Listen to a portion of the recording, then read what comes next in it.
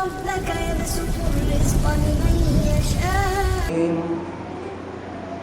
بسم الله الرحمن الرحيم. وبشر الصابرين الذين إذا أصابتهم مصيبة قالوا إنا لله وإنا إليه راجعون. وقال الله تبارك وتعالى في موضع آخر كل من عليها فان ويبقى وجه ربك ذو الجلال والإكرام. رب اشرح لي صدري ويسر لي أمري واحلل عقدة من لساني يفقهوا قولي. حاضرین جمعہ، حمد و ثنا، تعریف و توصیف، کبریائی، بڑھائی اور بزرگی اس اللہ تبارک و تعالیٰ کے لیے لائق و زیبا ہے جس نے ہمیں اور آپ کو انسان بنایا، اور انسان بنانے کے بعد اس نے ہمیں بیکار نہ چھوڑا بلکہ ہمیں اور آپ کو مسلمان بنایا۔ اس کی جتنی بھی تعریف کی جائے وہ کم ہے، کما حقہ، اس کی کوئی مکمل تعریف بیان نہیں کر سکتا۔ وہی موت و زندگی کا مالک ہے، انسان کو زندہ رکھنا، اس کو موت دینا، یہ ساری کی ساری چیزیں اسی کے اختیار میں ہیں۔ بعدہ درود و سلام کے بے شمار پھولوں کی بارش ہو تمام انبیاء کرام پر، بالخصوص ہمارے اور آپ کے آخری نبی جناب محمد رسول اللہ صلی اللہ علیہ وسلم کی ذات اقدس پر، اللہم صلی وسلم وبارک علیہ۔ میں نے قرآن کریم کی جو آیات تلاوت آپ کے سامنے کی ہے، بہت مختصر آیتیں ہیں، لیکن وہ آیات ہمیں بہت ساری چیزوں کی طرف اشارہ کر رہی ہیں۔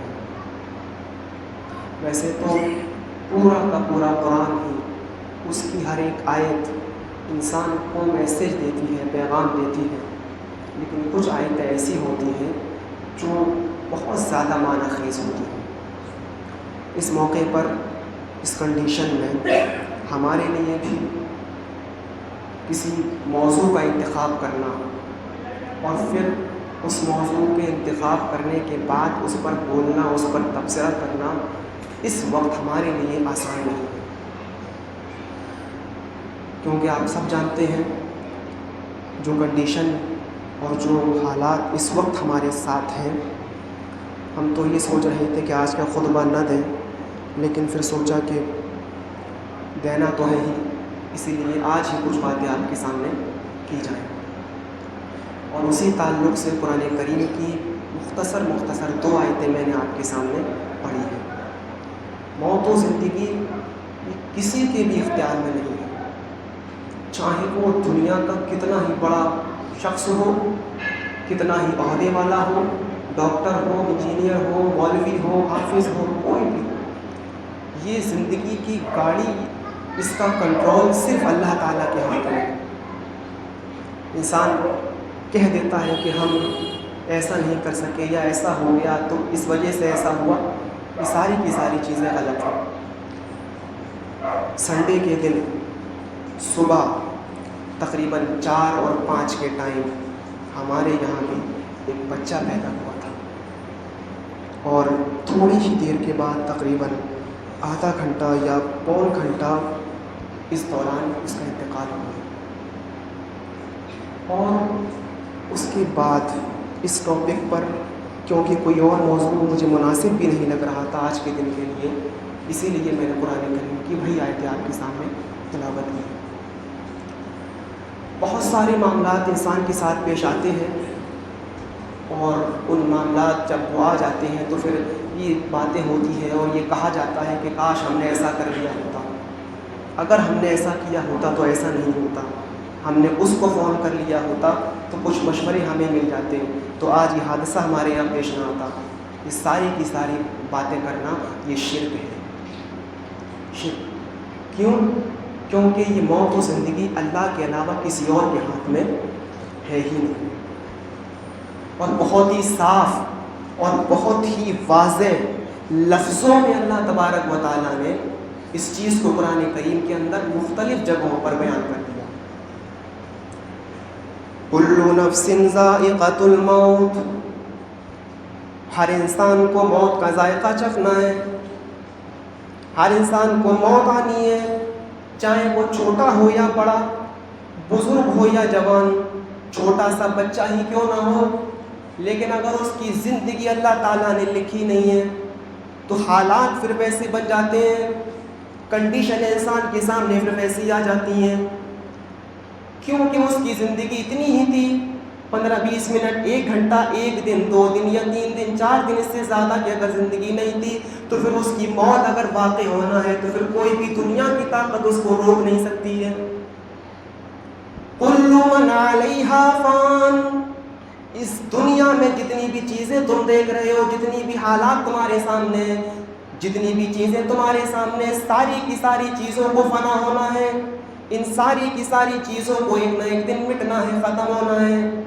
اور جو ذات باقی رہنے والی ہے، جو چیز اور جو ذات باقی رہنے والی ہے، اس کو اللہ تعالیٰ نے ایک اور جگہ آگے بیان کر دیا. وَيَبْقَى وَجْهُ رَبِّكَ ذُو الْجَلَالِ وَالْإِكْرَامِ، تیرے رب کی ذات باقی رہنے والی ہے، تیرے رب کا چہرہ باقی رہنے والا ہے، اس کے علاوہ کوئی بھی چیز پھر باقی نہیں رہ سکتی ہے. آئیے ایک چھوٹا سا مسئلہ ہم آپ کو بتاتے ہیں، اور اس مسئلے میں سارے لوگ ملوث ہیں، چاہے وہ اہل حدیث ہو، چاہے وہ بریلوی ہو، چاہے وہ دیوبندی ہو، چاہے وہ شیعہ ہو یا سنی ہو، سارے کے سارے لوگ اس بیماری کے اندر ملوث ہیں. اور کون سی بیماری ہے؟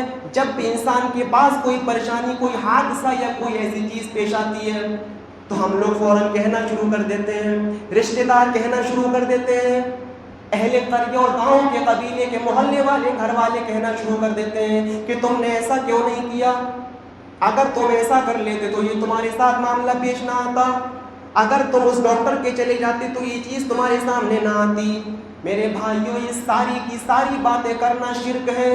اگر کے ساتھ آپ کوئی بات نہیں کر سکتے ہو، اگر کے ساتھ بات کرنے کا مطلب تو یہ ہے کہ آپ اپنے آپ کو خدا ہونے کا دعویٰ کر رہے ہیں، اپنے آپ میں موت و زندگی کی ملکیت کا دعویٰ کر رہے ہیں کہ اگر ہم ایسا کر لیتے تو ایسا نہیں ہوتا. ارے اس کی موت ہی لکھی تھی، اس لیے تو حالات ایسے بن گئے، اس کی موت ہی لکھی تھی اس لیے تو وہ کنڈیشن ایسی بن گئی، اس کی موت ہی لکھی تھی اس لیے انسان کا پھر دماغ کام نہیں کرتا ہے.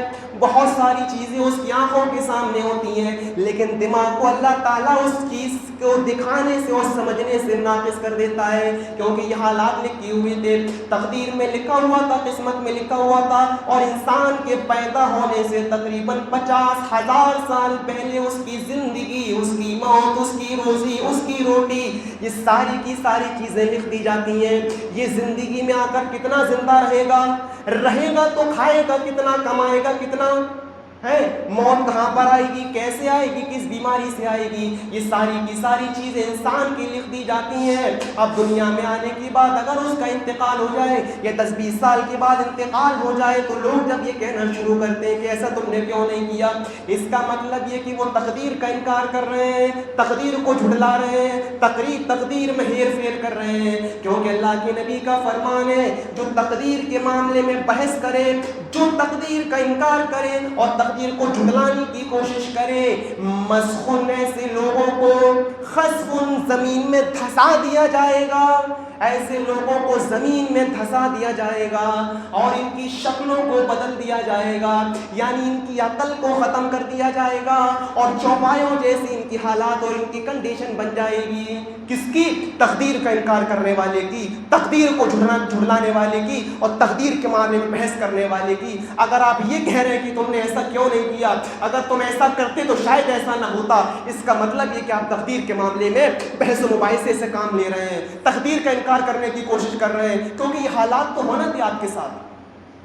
ایک مرتبہ حضرت آدم علیہ السلام اور حضرت موسیٰ علیہ السلام جھگڑ گئے، عالم ارواح میں دونوں جھگڑا ہو گیا، دونوں کے درمیان دونوں جھگڑ گئے. تو حضرت موسیٰ علیہ السلام نے حضرت آدم علیہ السلام کو ملامت کیا اور کہنے لگے، حضرت موسیٰ، اے آدم، کیا تم وہی آدم ہو جس کو اللہ نے اوپر آسمان، 7ویں آسمان کے اوپر مٹی سے بنایا اور اس کے بعد اس میں روح پھونکی، اور فرشتوں کے سامنے یعنی فرشتوں کو سجدہ کرنے کا حکم دے دیا تمہارے سامنے، اور تم کو جنت کے اندر داخل کر دیا، جنت تمہارے حوالے کر دی، اور تم سے یہ کہہ دیا کہ جاؤ جو تمہاری مرضی ہے کھاؤ پیو اور رہو جتنی دیر، کہ جو بھی تم کھانا چاہتے ہو کھاؤ، جہاں جانا چاہتے ہو جاؤ، لیکن تم نے اللہ کی نافرمانی کر دی اور تم دنیا میں بھیج دیے گئے۔ آج تمہارے اس گناہ کی وجہ سے ساری ذریت آدم آباد ہے، یہ تمہارے گناہ کی وجہ سے ایسا ہوا ہے۔ تو حضرت آدم علیہ السلام نے کیا جملے ادا کیے؟ حضرت آدم علیہ السلام کہتے ہیں اے موسیٰ تم کلیم اللہ ہو، اللہ نے تم سے کلام کیا، اس بات کا شرف تمہیں حاصل ہے، اپنی رسالت لے کر تمہیں بھیجا ہے، تمہیں تختیاں دی تھی۔ اب ذرا مجھے یہ بتاؤ اے موسیٰ، جو چیز تمہیں ملی تھی، جو کتاب تمہارے پاس آئی تھی، اس کتاب کے 40 سال پہلے وہ لکھ دی گئی تھی، 40 سال تم کو ملنے سے پہلے 40 سال پہلے وہ کتاب لکھ دی گئی تھی، کیا تم نے اس کتاب کے اندر یہ نہیں پڑھا؟ کیا تم نے اس کتاب کے اندر یہ نہیں پڑھا وَعَصَىٰ آدَمَ رَبَّهُ فَغَوَىٰ، کہ آدم علیہ السلام تو اپنے رب کی نافرمانی کر رہیں گے، آدم علیہ السلام تو اپنے رب کے ساتھ یہ کام کر رہیں گے۔ اے موسیٰ تم مجھے اس کام کے لیے ملامت کر رہے ہو، تم مجھے اس کام کے کرنے پر شرم دلا رہے ہو اور مجھے آر دلا رہے ہو جس کام کے کرنے پر میں مجبور تھا، کیونکہ ہماری تقدیر میں لکھا ہوا تھا، ہماری تقدیر میں وہ چیز لکھی ہوئی تھی، اور اللہ نے جب اس کو لکھ دیا تو پھر واقع ہونے سے اس کو کوئی نہیں روک سکتا ہے۔ حضرت آدم کا یہ جواب ہمیں کس طرف لے جا رہا ہے اور کون سی طرف ہماری سوچ پیدا کر رہا ہے اور کیا سوچنے پر مجبور کر رہا ہے؟ ہاں، تکلیف بہت ہوتی ہے امام لوگوں، جن کے بھی چھوٹے چھوٹے بچے انتقال کر جاتے ہیں، بہت تکلیف ہوتی ہے، اور اس تکلیف کو وہی انسان محسوس کر سکتا ہے جس کے اوپر یہ مصیبت آئی ہو، سامنے والا بس دلاسا دے سکتا ہے، اس سے زیادہ کچھ نہیں۔ جب وہ اس بات کو سوچے گا اس کی آنکھوں میں آنسو آئیں گے، لیکن یہ حدیث ہمیں سکون دیتی ہیں، اور ان حدیثوں کو پڑھ کر اپنے دلوں کو ٹھنڈک پہنچانی چاہیے۔ اللہ کے نبی فرماتے ہیں، جامع ترمذی کی روایت ہے، اذا مات ولد العبد، جب کسی بندے کا بیٹا انتقال کر جاتا ہے، اس حدیث کو سنو، بہت زبردست حدیث ہے۔ اللہ کے نبی فرماتے ہیں جب کسی بندے کا بیٹا انتقال کر جاتا ہے، اس کی روح نکال لی جاتی ہے، تو قال اللہ للملائکہ، تو اللہ تبارک و تعالیٰ پھر فرشتوں سے کہتا ہے، یعنی سوال کرتا ہے اور فرشتوں سے پوچھتا ہے، اے فرشتوں قبضتم ولد عبدی، اے فرشتوں تم نے میرے بندے کے بیٹے کی روح کو قبض کر لیا۔ اللہ کو معلوم تو ہے لیکن پوچھ رہا ہے، سوال کر رہا ہے، ایک میسج دینا ہے۔ قبضتم ولد عبدی، اے فرشتوں تم نے میرے بندے کے بیٹے کی روح کو قبض کر لیا ہے۔ تو سارے کے سارے فرشتے پھر جواب دیتے ہیں، فیقولون نعم، اے اللہ ہاں میں نے اس کی روح کو قبض کر لیا ہے، اس کی روح کو ہم نے اپنے پاس لے لیا ہے۔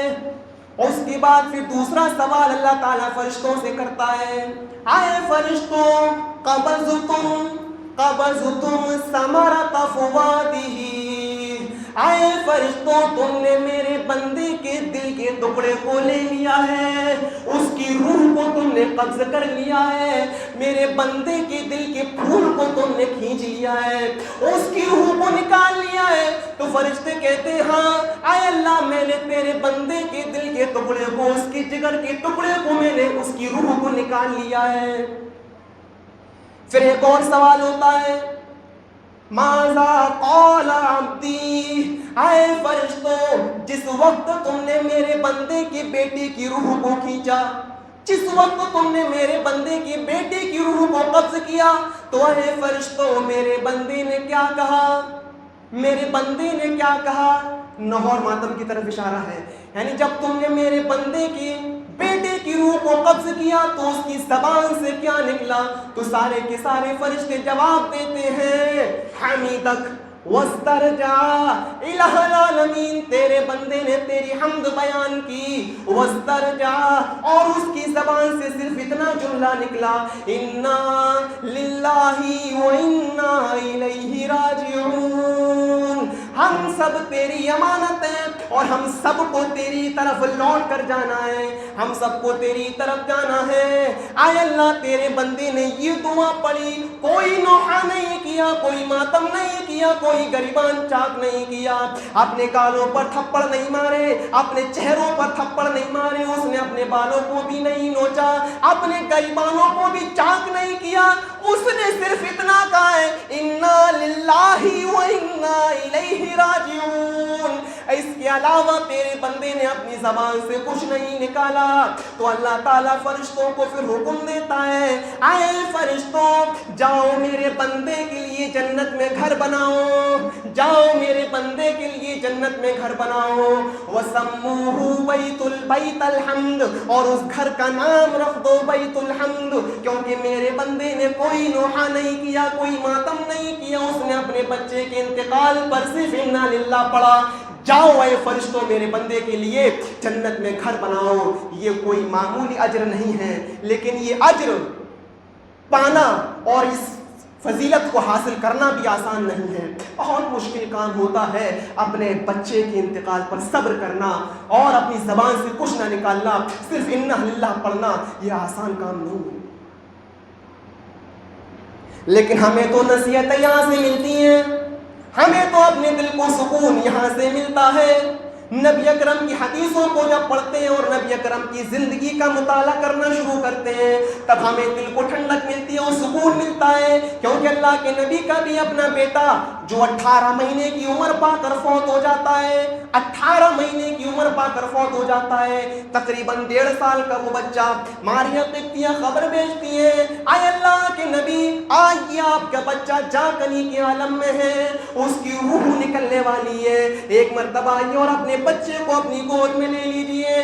اللہ کے رسول تیزی کے ساتھ جا رہے ہیں، ماریہ قبطیہ کے گھر میں پہنچتے ہیں. جیسے انہوں نے اس بچے کو 18 مہینے کے اس بچے کو 1.5 سال کے اس بچے کو ابراہیم کو جیسے اللہ کے نبی کی گود میں دیا، جیسے اللہ کے نبی کی گود میں بچہ آتا ہے اس کی روح قبض عنصری سے پرواز کر جاتی ہے، اس بچے کا انتقال ہو جاتا ہے. 18 مہینے کا وہ بچہ اللہ کے رسول کی ہاتھ میں جب اس نے دم توڑ دیا تو اللہ کے نبی نے اس بچے کو زمین کے اوپر چٹائی کے اوپر اس کو لٹا دیا اور نظر آسمان پر ڈالی. آپ کو تکلیف ہوئی اور بہت زیادہ تکلیف ہوئی، کیونکہ یہ آپ کا آخری بیٹا تھا ابراہیم، اس سے پہلے آپ کے 2 بیٹے انتقال کر چکے تھے، یہ آپ کا آخری بیٹا تھا. جب اس کا بھی انتقال ہو گیا تو نبی اکرم کو بہت زیادہ دکھ پہنچا، لیکن اپنی زبان سے جو الفاظ آپ نے ادا کیے بخاری شریف کی حدیث میں ان کو دیکھا جا سکتا ہے. اللہ کے نبی نے فرمایا ان العین تدمع والقلب يحزن ولا نقول الا ما يرضى ربنا وان بفراقك لمحزونون یا ابراہیم. یہ الفاظ تھے اللہ کے رسول کے. ان العین تدمع، آئے میرے بیٹے میری آنکھیں اشک بار ہیں، میری آنکھوں میں آنسو ہیں. والقلب یحزن، اور میرا دل بھی غمگین ہے، میرا دل بھی رنجیدہ ہے، میرا دل بھی پھٹا جا رہا ہے. ولا نقول الا ما يرضى ربنا، لیکن اے میرے بیٹے میں اپنی زبان سے وہ جملے ادا نہیں کروں گا جس سے میرا مولا ناراض ہو جائے، جس سے میرا پروردگار ناراض ہو جائے، جس سے میرا اللہ ناراض ہو جائے. وَإِنَّ بِفِرَاقِكَ لَمَحْزُونُونَ یا ابراہیم، اے ابراہیم تیری جدائی سے میں غمگین ضرور ہوں، تیرے چلے جانے سے مجھے دکھ ضرور پہنچا ہے، لیکن اپنی زبان سے ہم وہی جملے ادا کریں گے جس سے میرا مولا مجھ سے راضی ہو جائے اور مجھ سے خوش ہو جائے. تو میرے پیارے ساتھیوں، یہ نبی اکرم صلی اللہ علیہ وسلم کا چھوٹا سا بچہ انتقال کر گیا. آپ کو بہت تکلیف ہوئی. ایک موقع تو ایسا آیا، ایک منظر تو ایسا آیا، یہ آپ کا چھوٹا سا بچہ انتقال کر گیا. اس کے بعد جب اللہ کے نبی مکہ چھوڑ کر مدینہ کی طرف جا رہے ہیں، مکہ چھوڑ کر مدینہ کی طرف ہجرت کر رہے ہیں، تو حضرت زینب آپ کی بیٹی حضرت زینب اونٹنی پر سوار ہے، اونٹنی پر سوار ہے. یہاں پر حبار ابن اسود نے پلاننگ کر لی کہ ہم اونٹنی کو تیر ماریں گے، اونٹنی زخمی ہو کر زمین کے اوپر گرے گی، زینب بھی گرے گی. جب زینب زمین کے اوپر گریں گی تو ہم زینب کو گرفتار کر لیں گے اور اپنی بیٹی کو چھڑانے کے لیے محمد رسول اللہ ضرور آئیں گے. اپنی بیٹی کو چھوڑ نہیں سکتے ہیں وہ، اور جب آئیں گے تو ہم ان کو پکڑ لیں گے، دبوچ لیں گے اور ان کو قتل کر دیں گے. یہ پلاننگ حبار ابن اسود نے بنا لی. جب حضرت زینب اونٹنی پر سوار ہو گئی اور چلنے لگی، مدینہ کی طرف جانے لگی، تو حبار ابن اسود نے جب تیر چلایا تو وہ تیر نشانے سے خطا کر جاتا ہے، وہ تیر نشانے سے چوک جاتا ہے اور بجائے وہ تیر اونٹنی کے لگنے کے زینب کے پیٹ میں لگتا ہے. زینب اس وقت حاملہ تھی، ان کے پیٹ میں حمل تھا، کچھ مہینوں کا ان کے پیٹ میں بچہ تھا. تیر جیسے ہی پیٹ میں لگا، پیٹ پھٹ گیا، پیٹ کا بچہ زمین کے اوپر لٹھڑ گیا، پیٹ کا بچہ ساقط ہو گیا، حمل ضائع ہو گیا. اور اسی حال میں حضرت علی زینب کا پیٹ پر کپڑا باندھتے ہیں اور اسی حال میں مدینہ کی طرف جب لے کر گئے اور حضرت زینب کو جب ہوش آیا اور ان کو یہ بتایا گیا، آئے زینب تمہارے پیٹ کا بچہ مر چکا ہے، تمہارا حمل ضائع ہو چکا ہے، تمہارے پیٹ کا بچہ ساقط ہو گیا، حبار ابن اسود نے تم کو تیر مارا، اس تیر کی وجہ سے تمہارے پیٹ کا بچہ مر گیا. جب یہ سنتی ہیں حضرت زینب تو وہ بھی اس صدمے کو زیادہ برداشت نہیں کر سکی، اپنے بیٹے کی جدائی کو برداشت نہیں کر سکی اور ان کا بھی انتقال ہو جاتا ہے.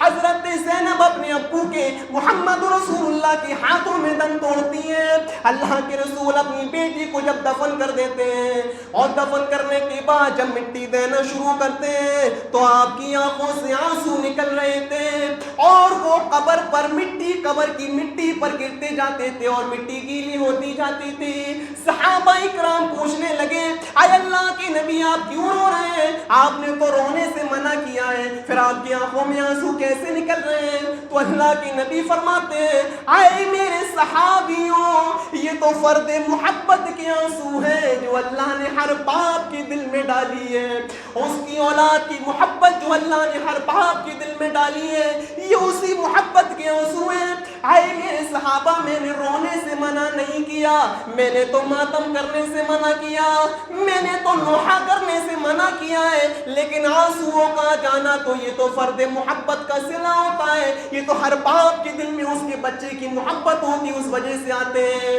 آپ کی بیٹی انتقال کر گئی. اس کے بعد جب اللہ کے رسول جب شاہانہ طور پر مکہ میں داخل ہوئے، 10 سال مدینہ میں رہنے کے بعد جب مکہ میں آتے ہیں اور مکہ میں آنے کے بعد جب حکومت آپ کے پاس آ جاتی ہے تو آپ نے صحابہ سے اعلان کروا دیا اور صحابہ سے یہ اعلان عام کروا کر کہہ دیا کہ لوگوں میں یہ اعلان کر دو، آتے جاؤ اور اپنے جرم کی معافی مانگتے جاؤ.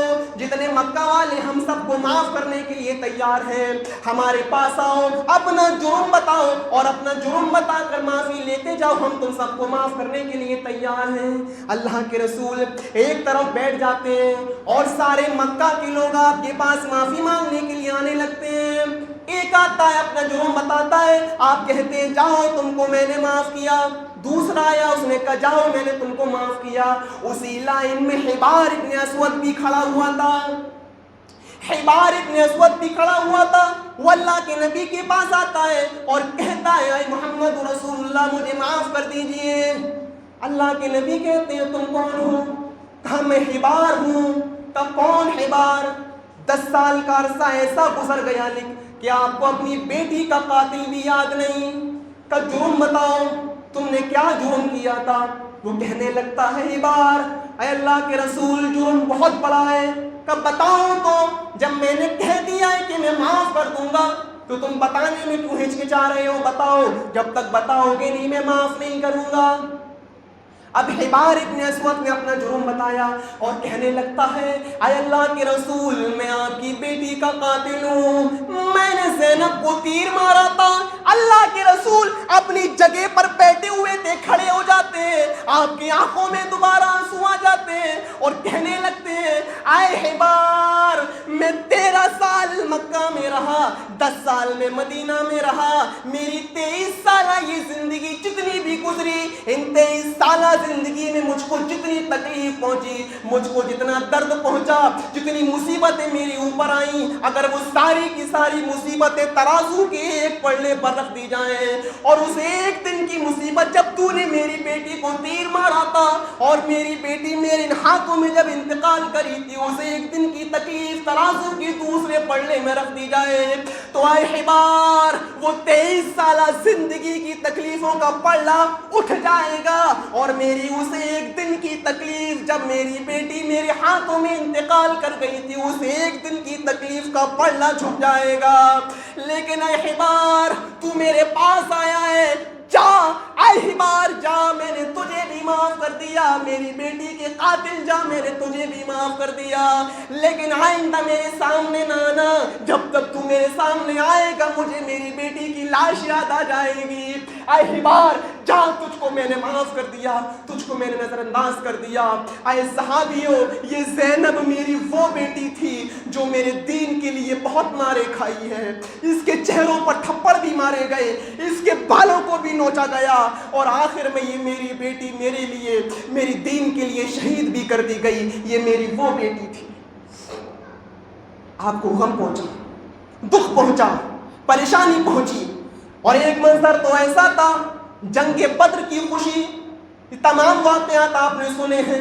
جنگ بدر کی خوشی, پہلی جنگ اسلام کی پہلی جنگ ہے, شاندار کامیابی ملی ہوئی ہے, صحابہ کرام جشن منا رہے ہیں, صحابہ کرام جشن میں ڈوبے ہوئے ہیں, اللہ کے رسول بھی خوشی منا رہے ہیں, خوشیاں منا رہے ہیں, اللہ کے نبی بھی خوش ہیں, اللہ کی حمد و ثنا بیان کرتے جا رہے ہیں, سارے میں خوشی کا ماحول تھا.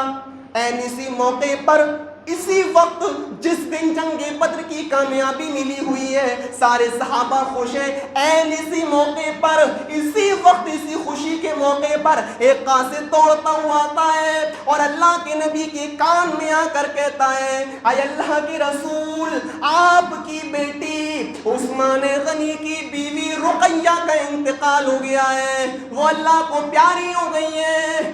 خوشیاں اچانک غم میں بدل جاتی ہیں. یہ چیزیں ہمیں اس بات کی طرف اشارہ کرتی ہیں کہ اگر خوشی ملنے والی ہے تو پتہ نہیں اگلی پل تمہارے ساتھ کیا ہو. اسی لیے ہر موقع پر اللہ کا شکریہ ادا کرنا چاہیے. خوشی مل رہی ہے تب بھی اور غم مل رہا ہے تب بھی اس کو اپنی تقدیر پر خوش ہونا چاہیے کہ اللہ کی یہی مرضی تھی, اس نے ہمارے ساتھ یہی کرنا تھا, اللہ تعالیٰ اس کام کو بہتر بدلاتا فرمائے. اللہ کے رسول تیزی کے ساتھ عثمان غنی کے گھر کی طرف پہنچے. گھر میں تالا لگا ہوا, پڑوسی کے لوگوں نے بتایا اے اللہ کے رسول, آپ کی بیٹی کو دفن کرنے کے لیے لے جایا گیا ہے, آپ کی بیٹی کو دفن کرنے کے لیے آپ کے داماد لے گئے ہیں. اللہ کے رسول جب قبرستان پہنچے تو آپ کی بیٹی کو دفن کر دیا گیا تھا, پٹرے اٹرے رکھ دیے گئے تھے, مٹی دی جانے لگی تھی. اللہ کے رسول اپنی بیٹی کی اسی قبر کے پاس بیٹھ جاتے ہیں اور مٹی دینا شروع کر دیتے ہیں, اور اس موقع پر بھی اللہ کے رسول کی آنکھوں سے آنسو نکلنے لگتے ہیں اور قبر کی مٹی پر گرنے لگتے ہیں. صحابہ اکرام نے پھر کہا اے اللہ کے رسول آپ کیوں رو رہے ہیں؟ پھر آپ نے وہی جواب دیا اے میرے صحابیوں, یہ فرد محبت کے آنسو ہیں جو اللہ نے ہر باپ کے دل میں ڈالی ہے. لہذا نوحہ نہیں کرنا چاہیے, ماتم نہیں کرنا چاہیے, شیخ کو پکار کر کے نہیں رونا چاہیے. آنسو کا جانا اور آنسو کا نکل آنا یہ فرد محبت کا صلہ ہے. یہ وہی محبت ہوتی ہے جو اللہ نے ہر باپ کے اور ماں کے دل میں ڈالتا ہے. اسی لیے ان چیزوں پر ہمیں تھوڑا سا غور کرنا چاہیے. ایک حدیث ہم اور سنائیں گے, اس کے بعد بات ختم. ایک حدیث, اللہ کے رسول فرماتے ہیں جن کے چھوٹے چھوٹے بچے انتقال کر جاتے ہیں, حالت صغری سنی میں جن کے چھوٹے چھوٹے بچے انتقال کر جاتے ہیں, 1 سال کا ہو, 2 سال کا ہو, 3 سال کا ہو, ہاں بلوغت سے پہلے جن کے بچے انتقال کر جاتے ہیں, ہاں 10 منٹ کا ہی کیوں نہ ہو, 20 منٹ کا ہی کیوں نہ ہو, 1 سال کا ہی کیوں نہ ہو, اگر وہ انتقال کر جاتا ہے تو اللہ کے نبی فرماتے ہیں صغارہم دعامیس الجنہ, ان چھوٹے چھوٹے بچوں کی روحیں جنت کے اندر بے روک و ٹوک گھومتی رہتی ہیں, جہاں مرضی وہاں جاتی جاتی رہتی ہیں, جہاں مرضی وہاں ٹہلتی رہتی ہیں, جنت میں گھومتی رہتی ہیں. قیامت کا دن ہوگا, میدان محشر لگی ہوئی ہوگی, اللہ تعالیٰ سب سے حساب و کتاب لے گا. ان بچوں کے ماں باپ اگر گنہگار ہوں گے اور ان کو جہنم میں ڈالنے کا حکم دے دیا جائے گا, آئے فرشتوں جاؤ ان کو جہنم میں ڈال دو. اور فرشتے جب ان کے ماں باپ کو جہنم کی طرف لے جائیں گے تو اللہ روکے گا, آئے فرشتوں رک جاؤ, آئے فرشتوں ابھی ایک کام اور باقی رہ گیا ہے. فرشتے کہیں گے اللہ کیا؟ وہ اللہ تعالیٰ کہے گا آئے فرشتوں ان کے چھوٹے چھوٹے بچوں کو دنیا میں ہم نے چھین لیا تھا, وہ جنت میں ٹہل رہے, جنت میں کھا اور پی رہے. آئے فرشتوں جاؤ جنت سے ان کے چھوٹے چھوٹے بچوں کو لے کر آؤ اور ان کے ماں باپ کی ملاقات کراؤ. یہ ظلم ہوگا ہم اگر ان کی ماں باپ کی ملاقات ان کے بچوں سے نہ کرائیں. وہ فرشتے چھوٹے چھوٹے بچوں کو جب جنت سے نکال کر لائیں گے, ان میں سے ہر ایک بچہ اپنے ماں باپ سے ملاقات کرے گا, ان میں سے ہر ایک بچہ اپنے باپ سے ملے گا. اور ملاقات کرنے کے بعد اللہ کے نبی فرماتے ہیں فَلَمْ يَأْخُذْهَا مِنْ ثَوْبِهِ, وہ بچہ اپنے باپ کے دامن کو پکڑ لے گا, اپنے باپ کے کرتے کو پکڑ لے گا اور پکار کر کہے گا. جب اللہ تعالیٰ یہ کہہ دے گا جاؤ فرشتوں ملنے کا ٹائم ختم ہو گیا ہے, ان کو جہنم میں لے جاؤ, بچوں کو جنت کے اندر داخل کر دو, تو اب وہ بچے, وہ چھوٹے چھوٹے بچے جو دنیا میں انتقال کر گئے تھے, وہ ملاقات کرنے کے بعد اپنے ماں باپ کے دامن کو مضبوطی سے پکڑ لیں گے اور پکڑنے کے بعد کہیں گے آئے اللہ یہ تیرا کیسا انصاف ہے, یہ تیرا کیسا نیائے ہے. دنیا میں بھی تو نے مجھے میرے ماں باپ کی محبت نہیں دی, دنیا میں بھی تو نے مجھے اپنے پاس جلدی بلا لیا, مجھے میرے ماں باپ کا پیار نہیں ملا. اے الہ العالمین دنیا میں مجھے میرے ماں باپ کی محبت نصیب نہیں ہوئی, اور آخرت میں بھی تو مجھ سے میرے ماں باپ کی محبت کو چھین رہا ہے, آخرت میں بھی تو مجھ سے میرے ماں باپ کو دور کر رہا ہے. اے اللہ نہیں, ہمارے ماں باپ کو ہمارے ساتھ جنت کے اندر داخل کر دے, ہمارے ماں باپ ہمارے ساتھ جنت میں بھیج دے. اللہ کہے گا فرشتوں یہ بچے بالکل ٹھیک کہہ رہے, ہم نے دنیا میں بھی ان کے ماں باپ کی محبت کو چھین لیا, اگر یہاں بھی نہیں دیں گے تو یہ ظلم ہوگا. اے فرشتوں جاؤ ان بچوں کو جنت میں لے جاؤ, ان کے ماں باپ کو جنت میں لے جاؤ. آئے بچوں اپنے ماں باپ کی انگلی پکڑ کر اپنے ماں باپ کو تم جنت کے اندر لے جاؤ. لیکن یہ فضیلتیں تبھی ملیں گی جب انسان نے اپنے بچوں کے انتقال پر صبر کیا ہوگا, اور نوح اور ماتم سے کام نہیں بلکہ انا للہ و انا الیہ راجعون پڑھا ہوگا. اس کے بعد یہ ساری کی ساری فضیلتیں ہم کو ملیں گی انشاءاللہ. جن کے بچے چھوٹے چھوٹے انتقال کر گئے ہیں ان سب کو یہ ساری کی ساری چیزیں جو اللہ کے نبی صلی اللہ علیہ وسلم نے بتائی ہیں, ہم دعا کرتے ہیں کہ بار الہ ہم تمام لوگوں کو ان باتوں پر عمل کرنے کی توفیق عطا فرما. جو بیمار ہیں ان کو شفاء کاملہ عاجلہ عطا فرما, جو تیری رحمت کو جا چکی انہیں قبروں کو نور سے بھر دے. وما علینا الا البلاغ المبین, وآخر دعوانا ان الحمد للہ رب العالمین.